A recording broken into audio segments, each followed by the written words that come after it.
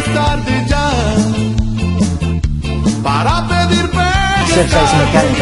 La razón principal que tomé la decisión de lanzar esta formación online sobre mecánica del ejercicio es porque a lo largo de mi carrera profesional me di cuenta que, a pesar de que todos somos conscientes de la importancia que tiene la biomecánica en nuestra profesión, no tenemos un conocimiento profundo sobre su aplicación. Creo que el principal motivo es que la biomecánica que se suele estudiar en la universidad a veces está poco aplicada a nuestra realidad como prescriptores de ejercicio. Normalmente la biomecánica que se suele dar pone el énfasis en conceptos que no son tan relevantes para nuestros objetivos como entrenadores o fisioterapeutas. El objetivo de este webinar es que conozcas algunas de las principales variables mecánicas para que puedas desde ya analizar el ejercicio desde una perspectiva diferente e innovadora, basándote en el análisis de la biomecánica cualitativa.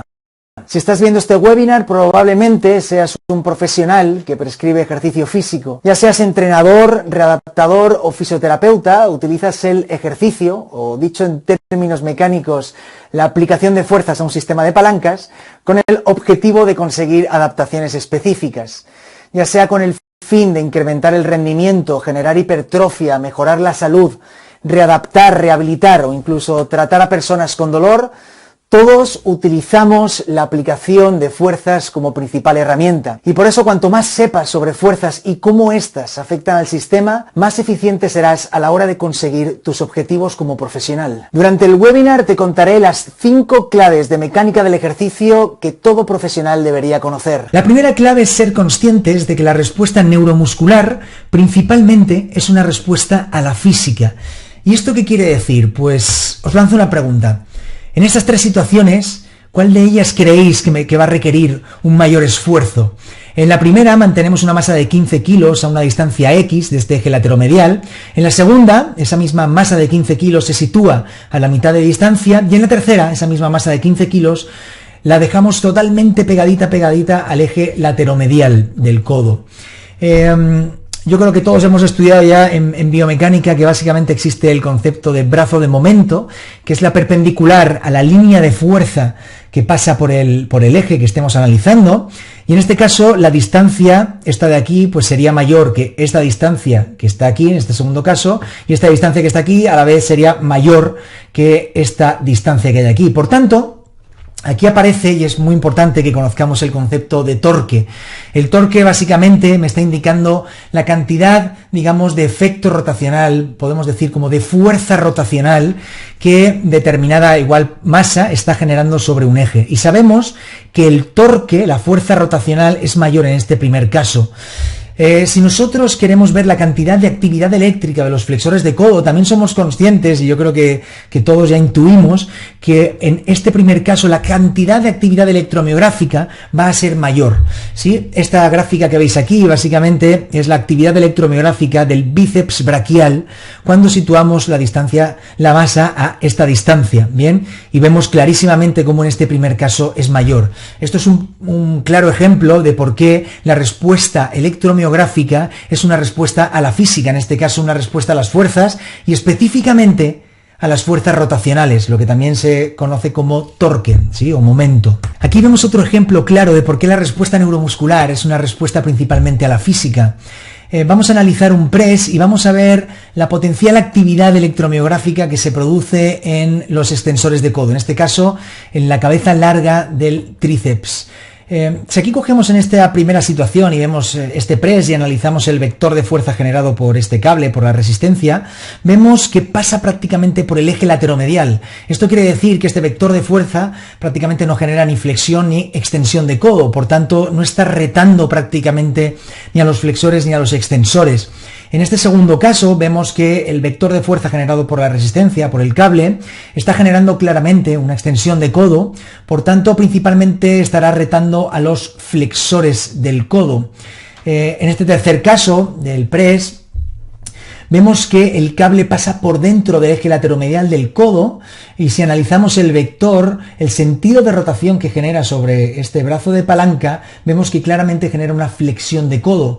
Por tanto, tendrán que estar negociando principalmente los extensores de codo y potencialmente suponemos que el tríceps, ¿no? La cabeza larga, que es la que vamos a analizar, ¿no?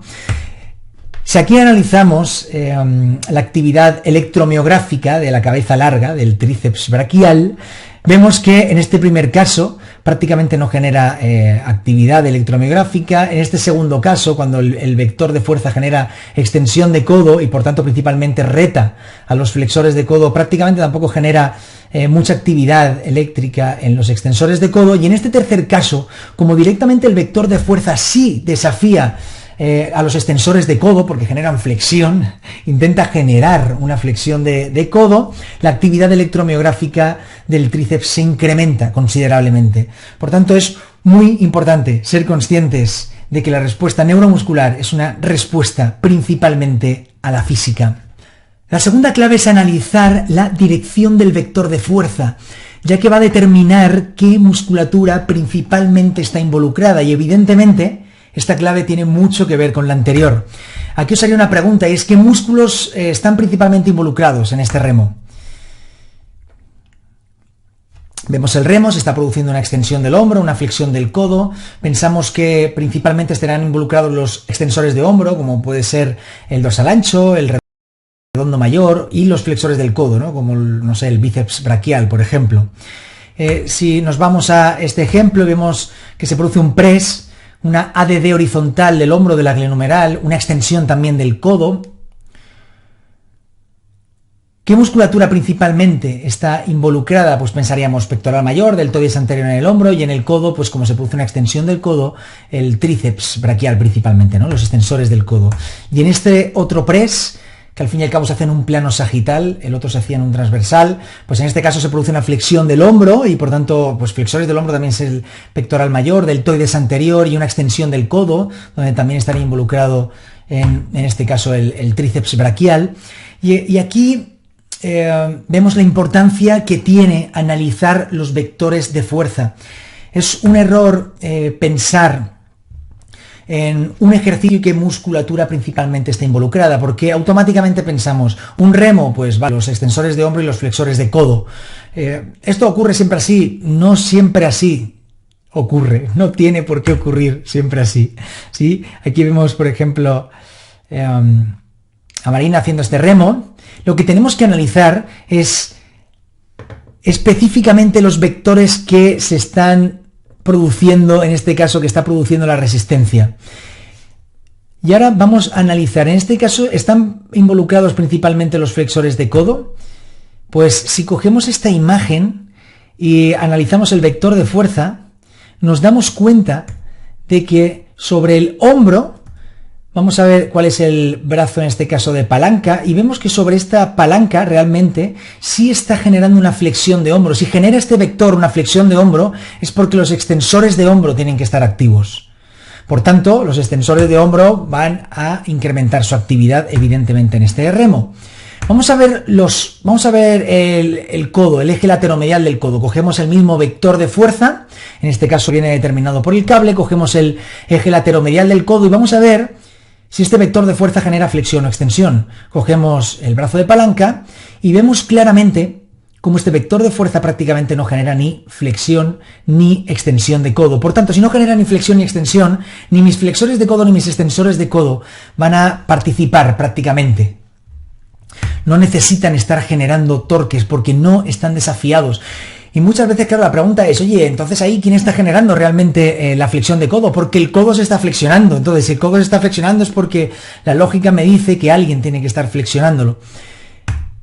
En este caso, el que genera la flexión de codo es la propia resistencia. Esto lo he hecho con un programa así de simulación de física. Y en este caso, este es el vector de fuerza, es como un muelle, y en este caso básicamente ese es el muelle que está generando la flexión del codo.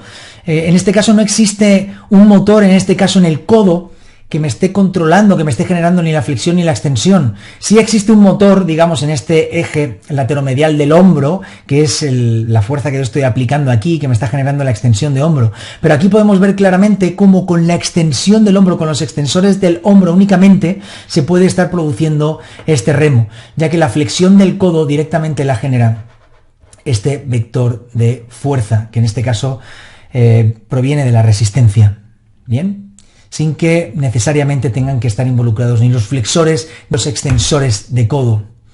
Bien, aquí vemos De hecho, un ejemplo, cuando en el primer caso, cuando este vector de fuerza prácticamente pasa por el eje, vemos que en el bíceps braquial la cantidad de actividad electromiográfica es mínima, porque ese cable pasa por el eje lateromedial. Sin embargo, vamos a poner cuando realizamos un remo, que por lo general es como se suelen realizar los remos, no con tanta acción como vemos aquí, pero bueno, digamos a 2/3 del eje lateromedial del codo y a 1/3 del eje lateromedial, perdón, 2/3 del eje lateromedial del hombro y 1/3 del eje lateromedial del codo. Por lo general se suele producir, pero en este caso sí que vemos que este vector de fuerza sí que me intenta generar extensión de codo. Por tanto, aquí sí que tienen que estar participando mis flexores. Por tanto, ¿de qué depende que se activen o no mis flexores de codo? Pues principalmente de este vector de fuerza y la relación que guarda este vector de fuerza con el eje o con los diferentes ejes. Bien, y aquí sí vemos cómo la actividad electromiográfica del bíceps braquial se incrementa. En este caso, vemos que se produce sí la ADD horizontal y la extensión del codo, pero no podemos pensar extensión de codo tríceps y ya está, o un press el tríceps porque se produce extensión. No, hay que analizar el vector de fuerza. Y en este caso, si analizamos el vector de fuerza, vemos clarísimamente cómo ese vector de fuerza me intenta generar sobre el eje lateromedial del codo, si vemos aquí el brazo de palanca, una extensión del codo. Por tanto, principalmente estarán involucrados mis flexores del codo. De hecho, cuando se realice este press, realmente estarán controlando, podríamos decir casi de manera excéntrica, los flexores del codo. O sea, estarán controlando excéntricamente la extensión de codo que se produce durante la acción concéntrica del press. Bien. Muy bien. Y aquí podemos ver cuando en el press, cuando el cable pasa por el eje lateromedial del codo, prácticamente pues no hay actividad. Cuando el press con cable, el cable genera extensión del codo, vemos cómo el bíceps braquial realmente está bastante involucrado. Sin embargo, cuando el cable genera flexión del codo, vemos cómo la cantidad de actividad electromiográfica del tríceps se incrementa y la del bíceps braquial disminuye considerablemente.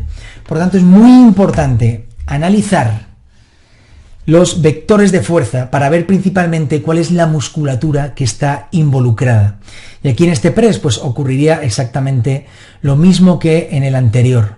Bien, si aquí analizamos este vector de fuerza sobre el eje lateromedial del codo, está intentando generar una extensión del codo, por tanto mis flexores del codo tendrán que estar participando en todo momento durante esa fase concéntrica del press. Muy bien. Por tanto, 5 ideas importantes que nos hemos de llevar con esto de la dirección de fuerza y la participación muscular. La primera es siempre analizar cualquier ejercicio viendo los vectores de fuerza. No penséis desde una perspectiva osteocinemática de cómo se produce la extensión del codo, el tríceps, cómo se produce flexión del codo, el bíceps. No, porque es un error. El segundo punto importante, idea importante que nos tenemos que llevar es que esos vectores determinan en grandísima medida la respuesta neuromuscular, la participación neuromuscular. El tercer punto es que no podemos saber únicamente con el movimiento articular cuáles son los músculos involucrados. Necesitamos analizar siempre las fuerzas, porque la actividad electromiográfica, la respuesta neuromuscular es una respuesta a las fuerzas, es una respuesta a la física. El cuarto punto es no asociar directamente el nombre de un ejercicio con los músculos que supuestamente van a activarse. Y el quinto punto es siempre, para acercarnos un poco más a la realidad de lo que está pasando durante cualquier ejercicio, analizar las fuerzas que están afectando, es lo más importante. La tercera clave es ver cuáles son las fuerzas de fricción que potencialmente se pueden estar produciendo, ya que pueden ser incluso denominadas las fuerzas ocultas en el ejercicio. Y están ahí, y son muy relevantes, o pueden ser muy relevantes. Vamos a poner un ejemplo con las fuerzas de fricción que se pueden producir durante una sentadilla cuando utilizamos un fitball. Normalmente se utiliza un fitball para que la rodilla no pase de la punta del pie y que de este modo se reduzcan las fuerzas articulares igual generadas en la rodilla. Esto está bien, no está bien. Lo más importante, no analizar únicamente la osteocinemática de ver cuánta flexión de rodilla se produce, si pasa de la punta del pie, si no pasa de la punta del pie. Lo más importante es analizar los vectores de fuerza.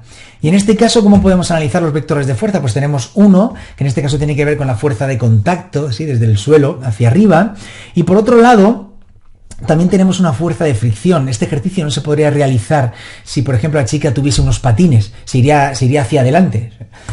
No se va hacia adelante porque básicamente existe esa fuerza de fricción entre su zapatilla y el suelo. Y esto nos daría una resultante. Esa resultante, por lo general, va a ir en dirección desde, digamos, tiene un origen en este punto y sí, de contacto, y va a ir en dirección hacia alguno de los puntos de contacto con el fútbol, ¿bien? Por tanto, esta sería más o menos la resultante. Si tenemos en cuenta esta resultante, vemos que prácticamente, si aquí analizásemos en el eje lateromedial de la rodilla, sí que le llega, digamos, pues cierto torque, cierta fuerza rotacional, sí, porque aquí sí que hay cierto, digamos, brazo de momento, así, esta distancia relativamente grande, comparada con la distancia que existe entre el eje lateromedial de la cadera. Si aquí vemos un eje lateromedial de la cadera y vemos que prácticamente esta línea de fuerza pasa justo por el eje, de tal modo que aquí prácticamente no está llegando nada, no está desafiando prácticamente nada a mis extensores, en este caso de cadera, y sí principalmente a mis extensores de rodillas, ¿sí? Por tanto, es muy importante analizar las potenciales fuerzas de fricción que se puedan estar dando. Vamos a ver ahora un ejemplo de cómo podemos manipular las fuerzas de fricción en un ejercicio a través de nuestra intención. Si vemos en este press en máquina, vamos a pararlo para que podamos analizarlo. Vemos el vector de fuerza generado por la máquina, por la resistencia, que en este caso seguiría aquí como la trayectoria, sería este vector de fuerza que nos encontramos. Y la pregunta sería, ¿este vector de fuerza genera mucho torque, mucha resistencia sobre el eje lateromedial del codo? Pues prácticamente nada, porque pasa por el codo, así que prácticamente hace que no trabajen demasiado ni mis flexores ni mis extensores. Pero ¿podría modificar esto? Pues sí se podría modificar a través de la intención. Si ella pone la intención en hacer fuerza hacia extensión de codos y pone la intención de llevar la mano hacia afuera, esto generaría una reactiva que me daría la máquina, una fuerza de fricción, denominada fuerza de fricción, que sería este vector que nos encontramos aquí. Ahora, la participación muscular principalmente depende del vector de fuerza resultante. Entonces, lo que tendríamos que hacer en este caso es hacer la sumatoria entre este vector y este vector de aquí. O sea, tendríamos este vector rojo. Y este vector rojo, en este caso, sí que me estaría generando ya algo sobre el eje lateromedial del codo. Me generaría una flexión del codo. Por tanto, mis extensores de codo sí que tendrían que participar. Pero no solo eso. Si vemos que ocurre en el eje superinferior de la articulación glenohumeral, vemos que este vector de fuerza, en este caso, comparado con el vector de fuerza inicial que me genera la máquina, pasa más cerquita del eje superinferior de la articulación glenohumeral. Esto hace que, si nosotros ponemos la intención de hacer fuerza hacia afuera, en este caso, ese vector de fuerza resultante me genere menos torque sobre el eje superinferior de la articulación glenohumeral y, por tanto, menos desafío en mis ADDs horizontales, o sea, deltoides anterior y pectoral mayor. ¿Bien? ¿Podríamos hacer lo contrario? Pues sí, podríamos hacer lo contrario. En este caso, si ella pone la intención de hacer fuerza hacia flexión de codos, o sea, llevar esta mano hacia adentro, eso me daría automáticamente una reactiva que me devuelve la máquina a través de las fuerzas de fricción. En este caso, cambiando la fuerza resultante, el vector resultante. Si vemos este vector resultante, vemos que sobre el eje lateromedial del codo, esta vez sí que me genera extensión de codo. Por tanto, en este escenario habría más participación de los flexores de codo. Y no solo eso, sino que si ella pone la intención de hacer fuerza hacia adentro, este vector de fuerza, en este caso, se alejaría más, comparado con el caso anterior, del eje superinferior de la articulación glenohumeral, haciendo que los ADDs horizontales tengan que trabajar más, o sea, deltoides anterior, pectoral mayor, y no solo eso, sino también los protractores de la escápulotorácica, como el serrato anterior, como el pectoral menor, si queremos cuantos músculos más, ¿bien? Por tanto, es muy importante conocer todo esto de las fuerzas de fricción y cómo podemos manipularlas en un ejercicio para saber realmente qué es lo que está pasando. Por otro lado, nos encontramos con el cuarto punto, con la cuarta clave, que son las curvas de resistencia. Conocer y analizar las curvas de resistencia, porque determinarán en grandísima medida las adaptaciones que se produzcan neuromusculares. Al final, cualquier entrenamiento, digamos, genera una mayor o menor adaptación, principalmente en base a esas curvas de resistencia. ¿Y qué son las curvas de resistencia? Ya hemos hablado un poquito del torque. El torque es la cantidad de fuerza rotacional, el efecto rotacional de determinada fuerza sobre un eje. En este caso, si vamos a analizar el torque que genera una mancuerna sobre este eje lateromedial, en este caso del hombro, vemos que en esta situación el torque es de 1,5 newtons metro, o sea, es un torque muy pequeñito, porque básicamente la línea de fuerza prácticamente pasa por el eje, ¿sí? Por otro lado, cuando ya estamos en unos 30 grados de flexión de hombro, el torque es mayor. ¿Por qué? Porque aunque la fuerza sea la misma, la mancuerna en este caso tenga la misma masa, la distancia es mayor, ¿sí? El torque es igual a la fuerza por el brazo de momento, y en este caso pues tendríamos 30 newtons metro a medida que realizamos la flexión de hombro. Conforme avanzamos la flexión de hombro y ya pasamos a 90 grados de flexión de hombro, el torque todavía es mayor, de 60 newtons metro. Bien, en este caso el doble que cuando estamos a 30 grados. ¿Por qué? Pues básicamente porque aunque la masa sea la misma, el brazo de momento es el doble que en esta situación de aquí, ¿sí? Por tanto, tendríamos, en este primer caso, 1,5 newtons metro, en este segundo caso 30 newtons metro, y en este tercer caso 60 newtons metro, que básicamente es la cantidad de fuerza que me intenta generar esa mancuerna, esa misma fuerza, digamos, ante una misma fuerza, ante una misma masa, dependiendo de la posición, me genera diferentes fuerzas rotacionales, diferentes torques. Pues básicamente la curva de resistencia lo que nos permite es visualizar, representar la evolución del torque durante un ejercicio. De tal modo que, si os fijáis aquí, en esta posición inicial, aquí se ve un poquito de trasfondo, en esta posición inicial, cuando prácticamente no existía torque, porque no había prácticamente brazo de momento, la actividad eléctrica de mis flexores de hombro prácticamente es mínima, es muy baja. Sin embargo, conforme voy hacia flexión de codo, aquí estoy con los 30 grados donde el torque ya pasa a ser considerablemente mayor, la cantidad de actividad eléctrica de mis flexores es considerablemente mayor, y ya conforme me voy a los 90 grados de flexión, mis flexores de codo, la cantidad de actividad electromiográfica de esos flexores es bastante grande. Pues básicamente lo que hace la curva de resistencia es representar eso. Aquí tengo por un lado el rango de movimiento, por otro lado tengo la cantidad de torque. La cantidad de torque, ¿cuándo es máxima? Pues cuando ha llegado al 100%, que eran 60 newtons metro, en 90 grados. Y aquí tenemos el ROM, y aquí veo 90 grados, 60 grados, 45, 30 grados y 0 grados. Bien, básicamente lo que representa la curva de resistencia es eso, cómo está evolucionando el torque durante un ejercicio, a través de un ejercicio. Bien, vamos a ver otro ejemplo. En este caso nos encontramos exactamente el mismo escenario, pero algo cambiado. O sea, él está en posición neutral del hombro, o sea, en 0 grados, y aquí, si analizamos el torque, resulta que como ha cambiado su disposición en relación al espacio, su torque es de 60 newtons metro. Sin embargo, cuando está aquí es de 51 newtons metro, y cuando está en esta posición de 90 grados, cuando antes era máximo ese torque, era de 60 newtons metro, en este caso el torque es mínimo, prácticamente 0. Bien, ¿cómo se representaría esto? Pues básicamente así. Tendríamos el 100% del torque, esos 60 newtons metro, cuando estamos a 0 grados en posición neutral, 0 grados de flexión de hombro, y conforme me voy a los 90 grados de flexión de hombro, el torque sería prácticamente 0. Por tanto, la máxima actividad eléctrica, la máxima participación de todos los músculos se daría máximo en posición neutral, ¿sí? Conforme me voy a los 90 grados, ahí prácticamente no tendría resistencia, no tendría torque, no tendría fuerza rotacional. Así que pues aquí nos encontramos con las curvas de resistencia generadas por esos dos ejercicios.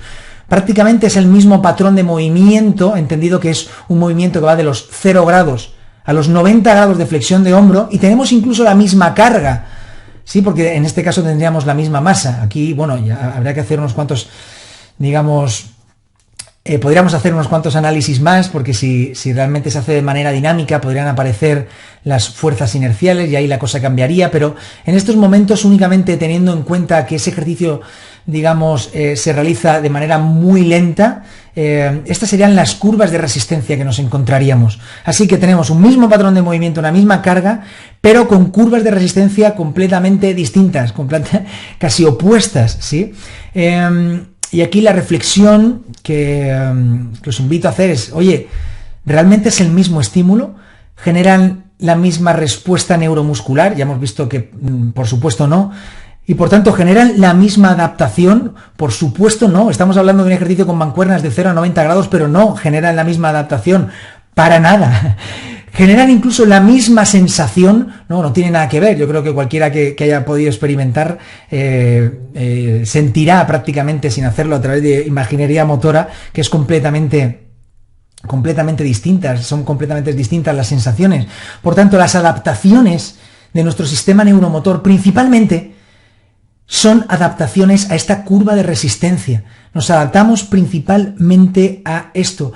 Lo más interesante en este tema es intentar analizar directamente las curvas de resistencia que se producen en cualquier ejercicio.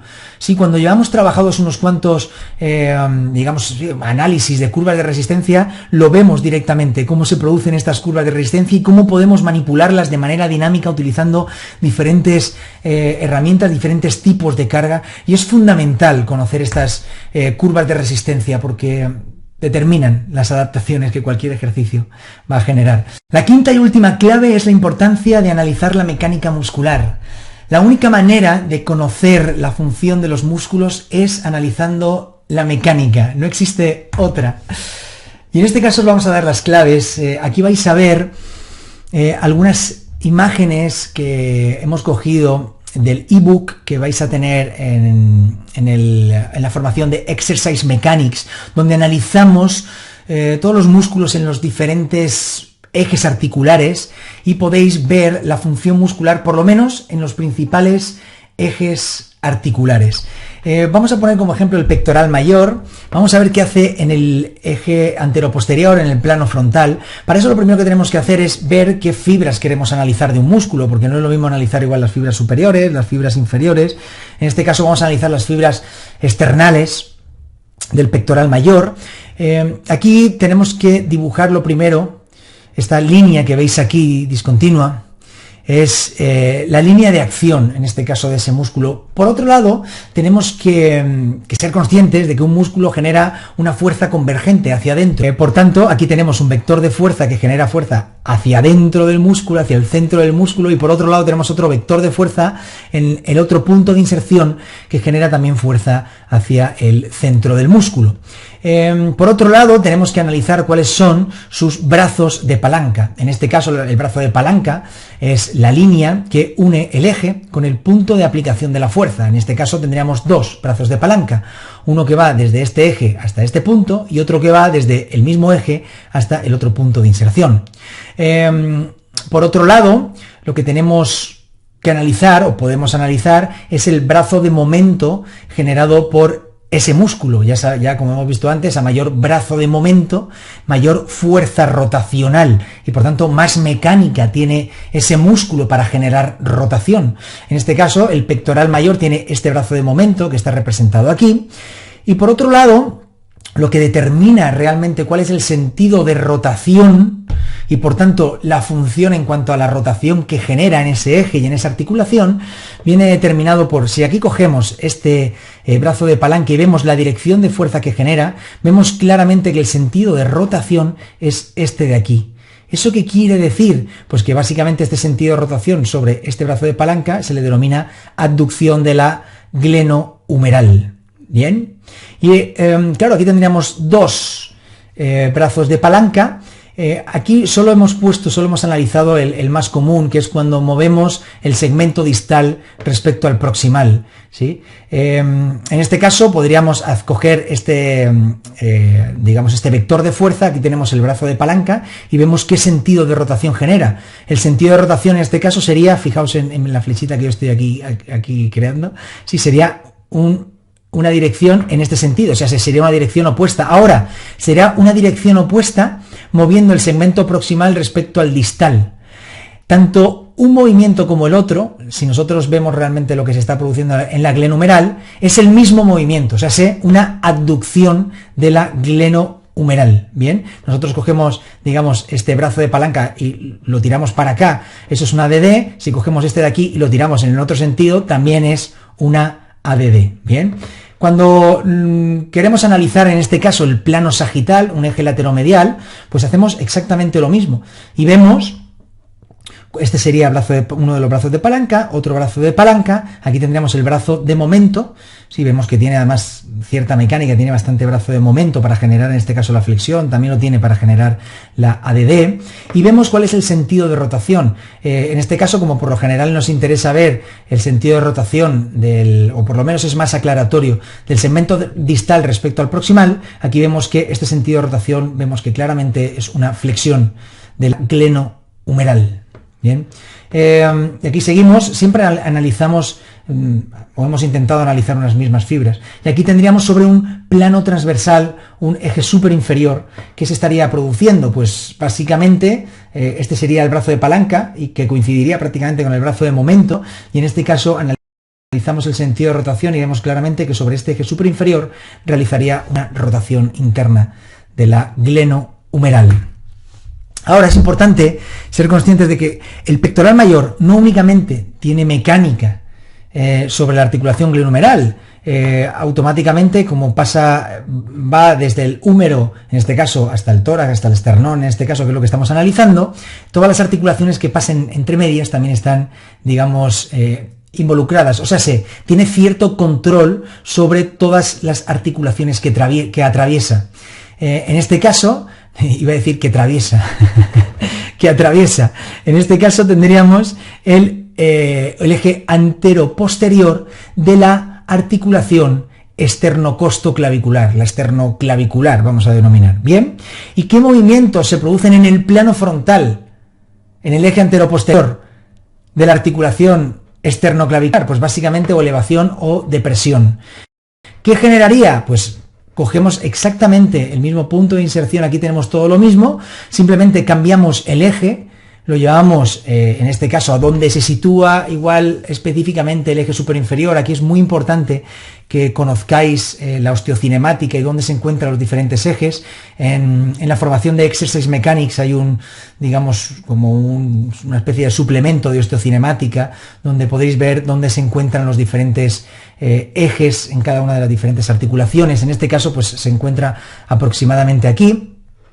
Y el sentido de rotación que generaría sería de depresión de la esternoclavicular. Bien, esto evidentemente tiene mucho que ver, esta articulación, con la escapulotorácica. De hecho, los movimientos en la escapulotorácica básicamente son resultado de movimientos en la esternoclavicular y en la acromioclavicular. Bien, ¿y qué mecánica tendría sobre esta misma articulación, pero en este caso sobre un eje superinferior? Pues básicamente sobre este eje superinferior de la esternoclavicular se produce protracción y retracción. Pues aquí vemos claramente que el sentido de rotación es el de protracción de la escapulotorácica, ¿sí? Esa protracción, de la esternoclavicular, que finalmente también influye y es la que más afecta evidentemente al movimiento en la escapulotorácica. Y por último, también para que veáis, este mismo músculo también tiene mecánica sobre el eje anteroposterior de la acromioclavicular.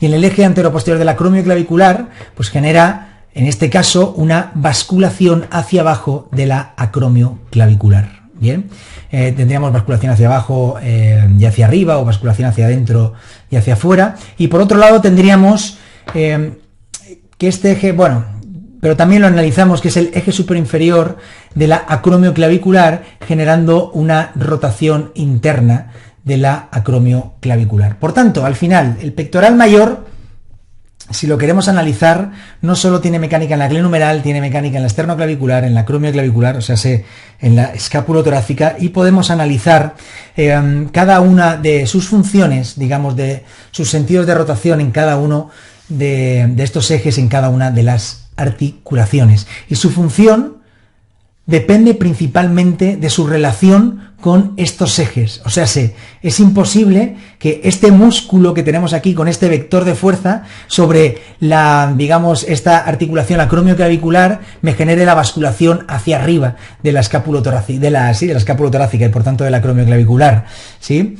Es imposible. O sea, siempre la función de cualquier músculo viene determinada por su relación con los ejes articulares, o sea, por su mecánica. Y aquí simplemente os pongo otro ejemplo, como puede ser el piriforme, el piriformis o piramidal. En este caso, ¿qué hace el piramidal sobre el eje anteroposterior de la cadera? Pues bien, si hemos cogido estas fibras porque hemos determinado que queremos analizar esas fibras, pues básicamente genera abducción. Ahora, estas fibras, si imaginaos que cogiésemos las fibras más inferiores, ¿sí? Las más inferiores, pues prácticamente no generarían nada de abducción, incluso podrían llegar a generar algo de adducción. Pues sí, fijaos que el brazo de momento incluso de estas fibras es bastante pequeño. Esto nos invita a pensar pues que el piramidal, el piriformis, no es un músculo que tenga muy buena mecánica para realizar la abducción de la cadera. ¿Y qué ocurriría en relación a la extensión de la cadera? Pues aquí tendríamos el eje lateromedial, y esta sería la dirección de fuerza, así que tendríamos este brazo de palanca. ¿Qué sentido de rotación generaría? En este caso, hacia atrás, este sentido de rotación, que se le denomina, en este caso, extensión. Por otro lado, tendríamos el eje superinferior, o sea, en un plano transversal, que realizaría, y claramente vemos que realizaría una rotación externa de la coxofemoral, sí, una rotación externa de la cadera. Aquí, no sé si veis, está la espina ilíaca anterosuperior, sí, espina ilíaca posterior-superior, está la sínfisis del pubis, este sería la cabeza del fémur, sí, aquí sería su inserción, este sería el brazo de palanca, la dirección de fuerza, y aquí vemos claramente que genera rotación externa con un brazo de momento, pues bueno, relativamente importante comparado con otros músculos. Por último, vamos a analizar el tibial anterior y vamos a ver qué genera en la articulación subastragalina. Aquí se encontraría el eje de la articulación subastragalina cuando lo vemos de frente, y vemos clarísimamente, cuando tenemos en cuenta este vector de fuerza generado por el tibial anterior y vemos el brazo de palanca, que el sentido de rotación es este de aquí. ¿Cómo denominamos a este sentido de rotación? Supinación de la articulación subastragalina. Por tanto, el tibial anterior es supinador de la articulación subastragalina. Por otro lado, tendríamos el eje del tobillo, el eje lateromedial del tobillo, que pasaría aproximadamente por aquí, y tendríamos el vector de fuerza del tibial anterior, y aquí el brazo de palanca del tibial anterior con este sentido de rotación, donde vemos clarísimamente que genera una flexión dorsal del tobillo. De todos modos, estos músculos y muchísimos más los tenéis analizados en un currazo que nos hemos pegado en el ebook de mecánica muscular.